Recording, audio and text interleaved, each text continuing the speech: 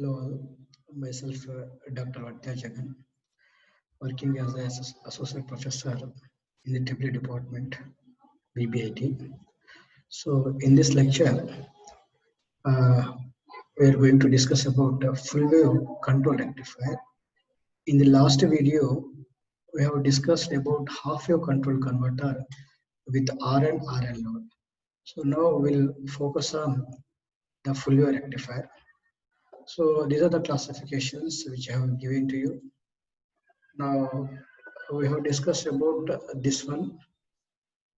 Now in this lecture, we are going to discuss about midpoint type configuration, which comes under full wave converter, which means here we are going to control and convert both positive as well as negative half cycle. So if you recall the AC waveform, which is provided to the converter, this is the AC waveform. So here we are going to control and convert both positive half cycle and negative half cycle. Controlling and converting means we are going to convert this positive into positive, and we are going to convert this negative into positive side, and we are going to convert control. Right? You can turn on from this point onward, you can turn on from this point onward. Like this, similarly, we can turn on the SCR from this point onwards. Like this, we are going to do in case of the midpoint type converter. So this is a configuration of single phase midpoint type converter, and you can see in the previous case we have used only one thyristor.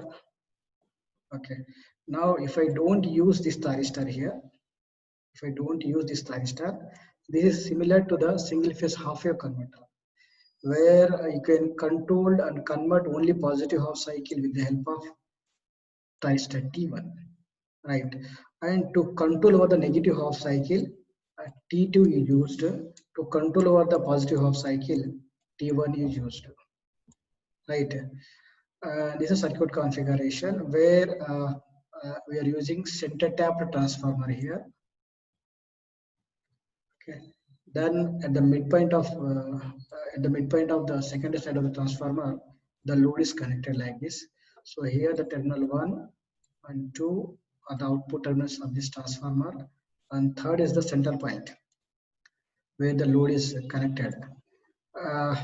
So now single phase half wave, single phase full wave converter in midpoint type configuration with R load. So just I have replaced this load with the R load. You can see the circuit configuration now with resistive load. Now these are the expected waveforms. Now we are going to discuss about these waveforms, how we are going to get the voltage across the load like this. We are going to see.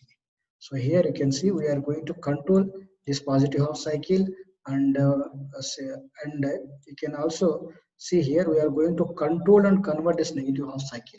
So this negative half cycle being converted into positive half cycle, you can see here, and we can able to control this negative half cycle.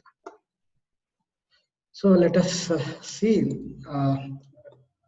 So I am going to mark with green color here, so that you will have more idea. So green represents here, this green represents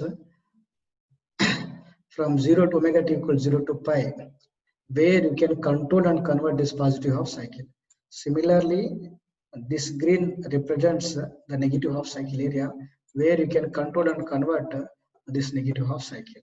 So let us focus on positive half cycle, thereafter negative half cycle. You can see during positive half cycle, this is the portion we are going to control and convert, right? So during positive half cycle, positive comes first, then negative. So this terminal is connected to positive, and this terminal is connected to negative. Now the load is connected in between this positive and negative, so which means positive is fixed here, so other terminal should be negative, and if it is negative, the bottom one, the top one will be positive. So you can see when during this positive half cycle, the load is connected like this, and now anode of T1 is connected to positive here, and cathode is connected negative to load. So this is T1, it is in forward bias condition. So you can see here T1, it is in forward bias condition.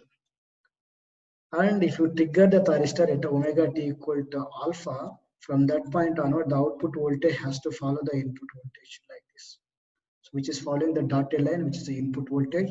And you all know that the current always leaves from positive terminal and it's leaving from positive to T1 anode, T1 cathode, load, and back to the center point. Like this, the current is flowing like this, right? And so you can see whatever voltage there across the this uh, side, you can say that is impressed across the load. So you can see this much of voltage is impressed across the load.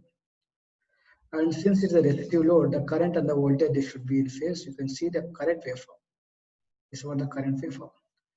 And you can also see the voltage across the T1. So T1 it is in forward bias condition from omega t equal to 0 to omega t equal to pi.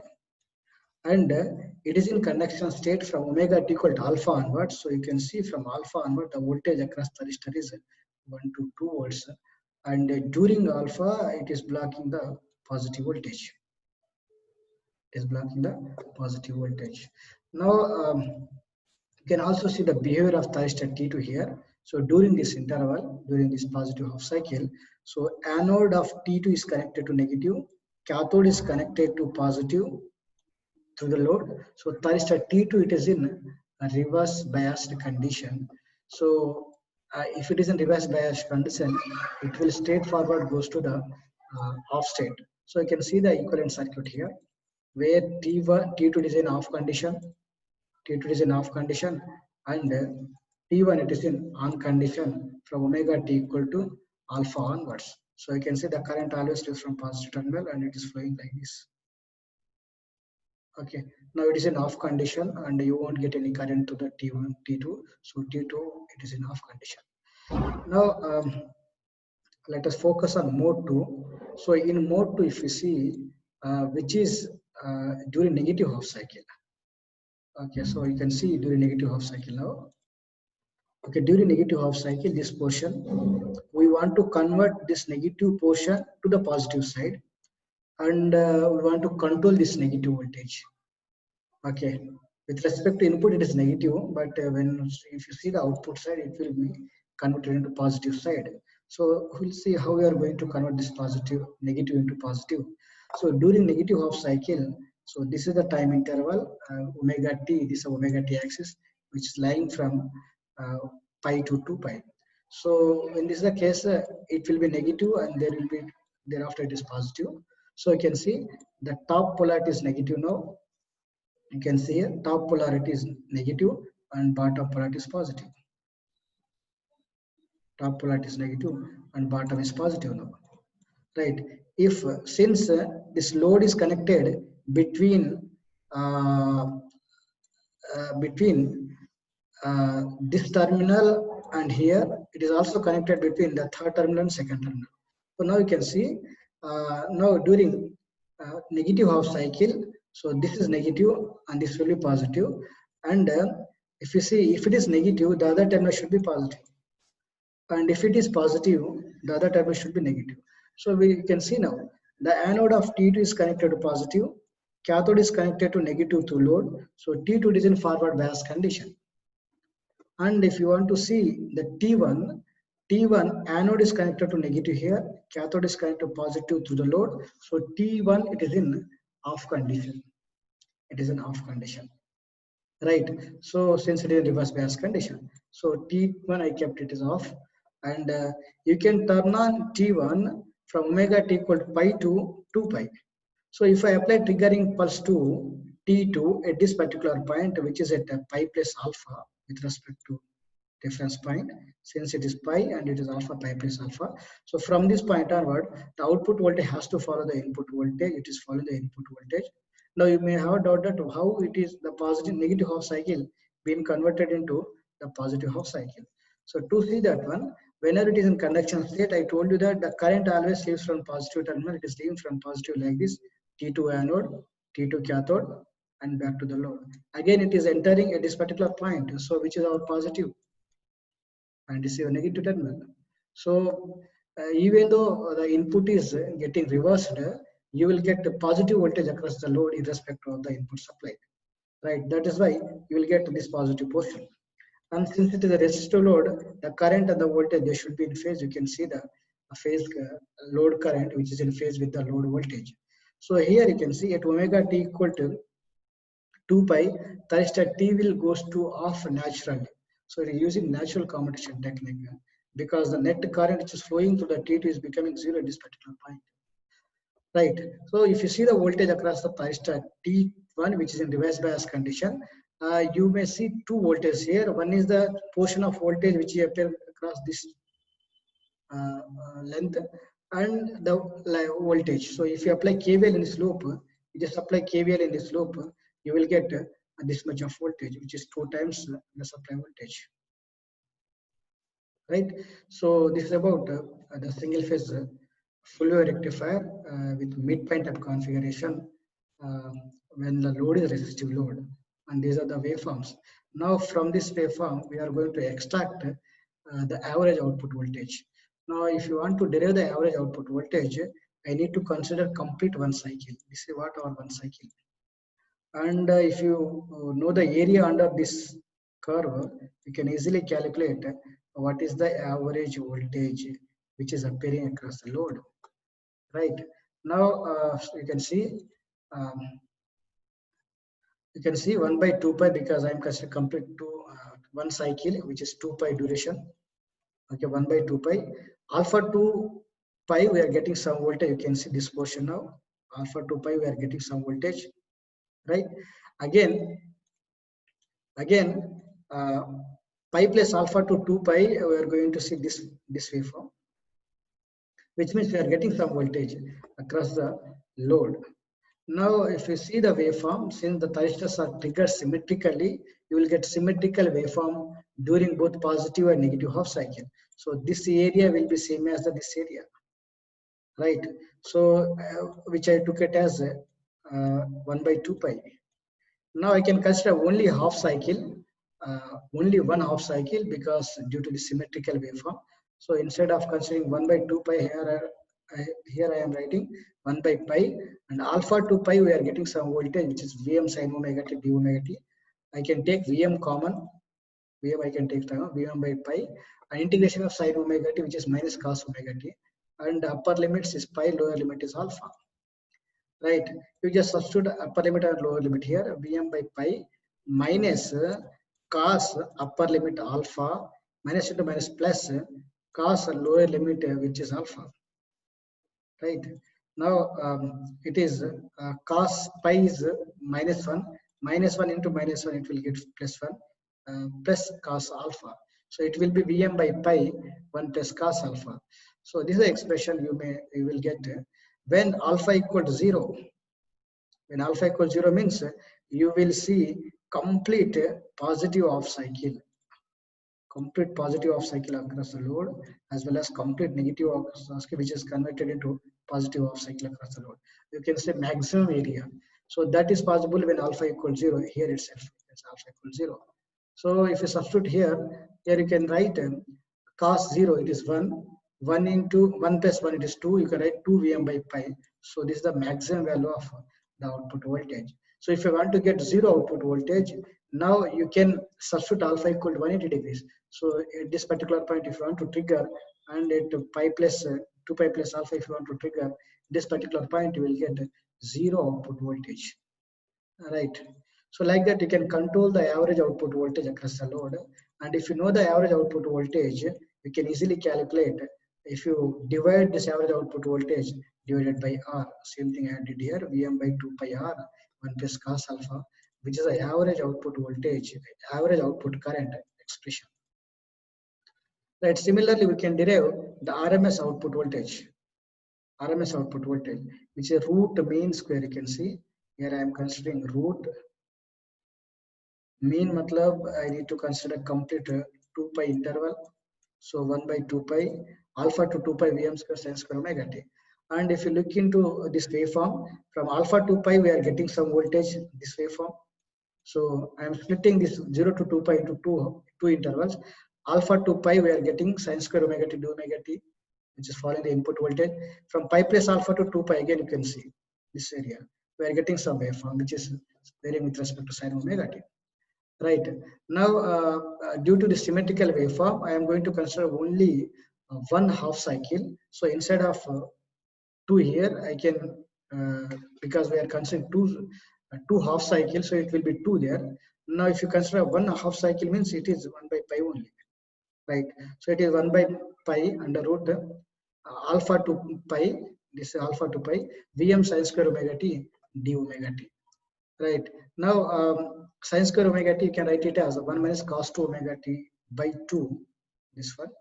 Now, just split here. I can take this constant 2 out of the root. So, I can write Vm by under root 2 pi. Here I can write under root 2 pi. So, in the root, it is alpha to pi 1 into d omega t minus, we left with this term, alpha to pi cos 2 omega t into d omega t. Right. If you integrate the constant value, it will be omega t. The limits are pi to alpha. Similarly, integration of sine omega cos omega t is sine 2 omega t by 2. You can see here. And you just substitute the upper and lower limit in this expression. So if you substitute Vm by under root 2 pi, under root upper limit pi minus lower limit alpha, you can see here, minus 1 by 2 sine 2 into upper limit, which is pi, minus sine 2 into alpha, which is a lower limit.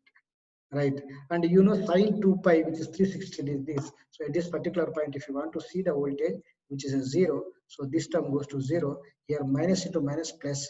So you can rewrite this expression, Vrms output voltage equal to Vm by under root 2 pi, under root pi minus alpha plus 1 by 2 sine 2 alpha. Right. If you know the voltage, then you can easily calculate the current by simply dividing the voltage by the resistance R, because resistance, we are connecting a resistive load there. Right. Same thing. Okay, this is what about R load. Now we are moving to the power delivered to the load and the input power factor. So you all know that power delivered to the resistive load, the voltage across the load and the current flowing to the load will be given as power delivered to the load. So RMS voltage multiplied by the RMS current gives the power delivered to the load.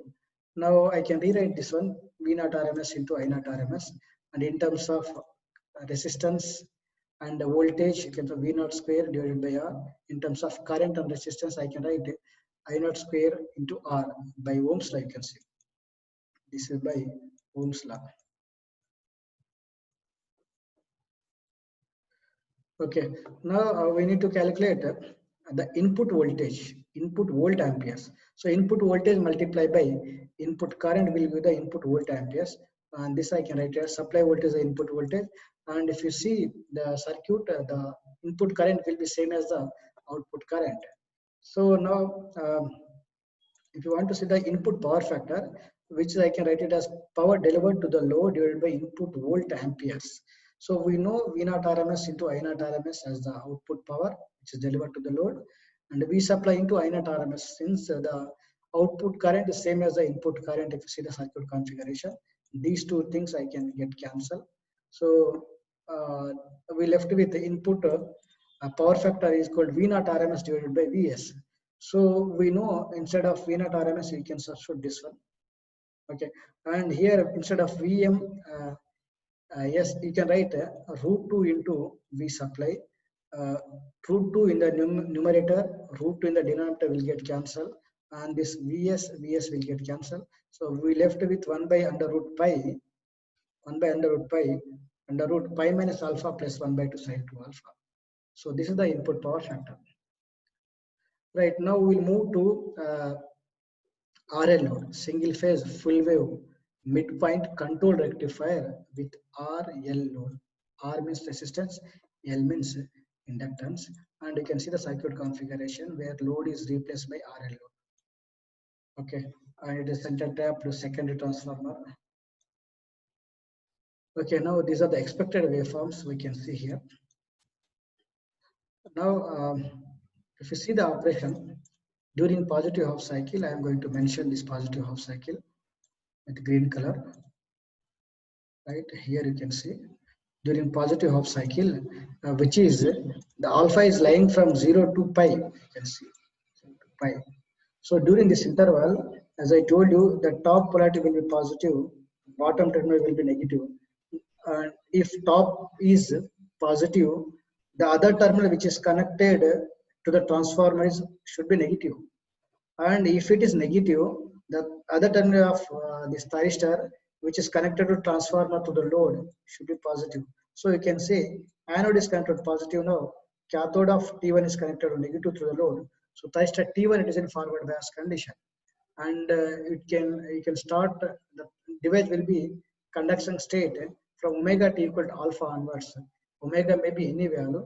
So if I apply firing pulse to T1 at this particular point, so from this point on, the output voltage has to follow the input voltage. So it is following the input voltage.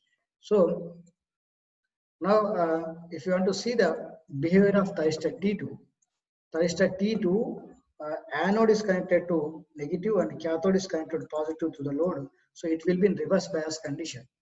So whenever it is in reverse bias condition, it is replaced by short circuit, open circuit. Now this is the equivalent circuit where T1 it is in conduction state and is a positive terminal. The current always leaves from the source with positive terminal only. Supply positive, T1 anode, T1 cathode, load, and back to the negative. So this is the direction of current you may get. And you can see this load is connected in parallel with this portion. So you can get some voltage across the load and you can see this voltage. Now, when the inductor is connected like this, it will be charging like this part positive and negative. So from pi to alpha to pi during this portion, since the voltage is positive, so inductor will charge. It will show certain energy in it, which is half Li square, right? Then just after omega t equal to pi, you can see at this particular point, we are about to see negative voltage, right? That is due to the presence of inductors. Now it has to discharge the energy after omega t equal to pi. So for discharging, it has to replace the polarity, like minus is replaced by positive, plus is replaced by negative. Now you can see again the current has to leave from the positive terminal. Now you can see this current. Now just after this omega t equal to pi, inductor behave like a source and it will dissipate its energy. It will dissipate its energy to the source back to like this, load positive like this. The current is leaving from inductor positive, load T1 anode, T1 cathode, and load inductor negative. Here you can see the inductor negative, right? Which means whatever energy it has, it is dissipated to the source. Because of that one, the thyristor still it is in conduction state, so it has to follow the input voltage up to this point. So now you can see here at this particular point, what you can see here, this point, which is called beta, where the current is completely extinguishes to zero. So which means the thyristor will be in conduction state up to this point. After this point, you won't find any current due to the discharging capability of this inductor. So this current will become zero, and you can see zero current which flows to the thyristor T, and you won't get any voltage, right? So which means from here to here, from omega t equal to alpha to omega t equal to beta, thyristor T it is in conduction state. So if it is in conduction state, you know the voltage across thyristor T will be 1 to 2 volts. Okay, you can see during the short interval, T1 it is in off condition because we are not applying trigger impulse to T1. And if you see T2, that is also in off condition because it is in reverse bias condition during positive half cycle. So both the thyristor they will be off condition, and due to presence of that, you won't get any voltage across the load. You can see output equal 0, but you can see the voltage across thyristor T, which is a supply voltage. So at any point you can apply the KVL and you can cross check the input voltage should be equal to the drop across the thyristor plus drop across the load which you have connected, right? So now we'll focus on the negative half cycle. Now you can see during negative half cycle this portion. Okay, now we want to convert this negative to the positive side. Okay, and we want to control this negative half cycle. So you can see the mode 2 lies between pi and 2 pi. So during this interval, it is associated with negative half cycle. Okay, negative half cycle means this polarity will be negative and it will be positive. In the previous case, it is positive and it was negative. Now it is replaced with, it is interchanged. It has been it is interchanged with polarity. Right now you can see anode is connected to negative now and cathode is connected to positive. Here you may see positive because now here it is negative means the other terminal should be positive, and here positive means other terminal should be negative. So center point, it is a fluctuating point, you can see. Now during this interval T1, it is in reverse bias condition because anode is connected to negative and cathode is connected to positive to the load. And if you see the behavior of T2 anode is connected to positive, cathode is connected to negative to the load. So T2 will be in forward bias condition. It will be in forward bias condition. And it will start conducting when you apply the triggering pulse to the T2 after omega t equal to pi. So here we are applying the triggering pulse to T2 at pi plus alpha. So from this point onward, the output voltage has to follow the input voltage. So let us see the equivalent circuit. Here you can see the equivalent circuit. Where it is a positive, the current always leaves from positive terminal through T2 anode, T2 cathode, load, and back to the source like this. Okay, and whenever it is connected, this load is connected to source, the inductor will charge with this polarity positive and mark with red color here. This polarity positive and this polarity negative. The inductor is connected to source and it will store it will store some energy in it, which is a half Ls square. Right. Now, if you see, that means the voltage across the load will be same as the voltage which is there across this portion. Right, you can see this portion. Now you may have doubt why I am getting positive voltage when I apply negative voltage. So now you can see this positive terminal is connected here. Is the reference point. Okay, that's why we are getting this positive portion. Now, since I told you the current has to lag the voltage by some angle due to presence of this inductance in the load, and the lagging angle depends upon this phi, which is equal to tan inverse omega L by R. Tan inverse omega L by R. So depending upon the value of inductance and R, there is a lag in the current with respect to the output voltage. So you can see. Thereafter, it will discharge like this. Right, and you can see. And depending upon discharging means you can see before discharging the energy stored in the inductor has to replace its polarity. Previously it was negative, now it is replacing to positive.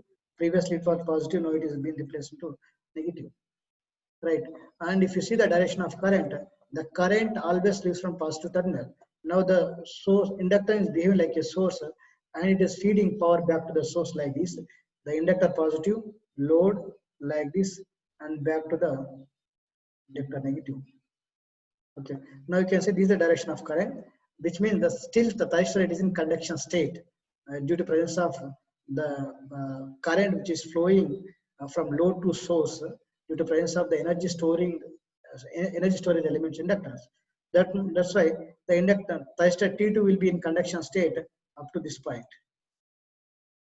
Okay, and you can see after this point pi plus beta, you can see during this interval you won't find any current to the load. If there is no current, there should be a zero voltage because it is current multiplied by the impedance. So you can see zero voltage here with this small portion. So if I want to get the continuous conduction mode, I need to increase this portion. Discharging capability I need to increase. The discharging capability depends upon how much energy is there in the inductance. So if I increase the inductance value, I can store more amount of energy in it, and I can dissipate this energy for longer duration. So you can take this much of duration. So before discharging its energy completely, we are going to turn on the one more thyristor. Right? So this is how we can get the continuous conduction operation. Right? So the waveform you can see, those are the discontinuous conduction waveform. Okay, now if you have this waveform, we are going to derive the average output voltage and RMS output voltage. We know the waveform. Here you can see this negative portion, this area, it is a replica of this area. Because thysters are triggered symmetrically. If you trigger symmetrically, you will get a symmetrical output waveform during positive and negative half cycle. So you can see 1 by 2 pi because I need to consider complete one cycle to calculate the average output voltage. So alpha to beta, we are getting some voltage. This is alpha, and here beta, we are getting some portion, some voltage, which may be negative and positive, which is very with respect to sin omega t, because the output voltage follow the input voltage. That's why I have written here, which is a Vm sin omega t, right? And from pi plus alpha to 2 beta, this is what pi plus alpha to 2 beta, this terminal, if you see from this point onwards. Okay, and during this interval also we are getting some voltage which is very with respect to sin omega t. And if you see the output waveforms, this output waveforms during positive and negative half cycle, you can see same area. So instead of considering two waveform, two separate components here, due to the symmetrical waveform, I can consider only positive half cycle. So you can rewrite this equation into like this. Instead of writing 1 by 2 pi, now I can consider 1 by pi because I am considering only this positive half cycle, which is of 1 by pi. Alpha to beta, we are getting some voltage, Vm sin omega t d omega t. So you can take Vm common, Vm by 2 pi, Vm by pi, integration of sin omega t, which is minus cos omega t, and the upper limit is beta, lower limit is alpha.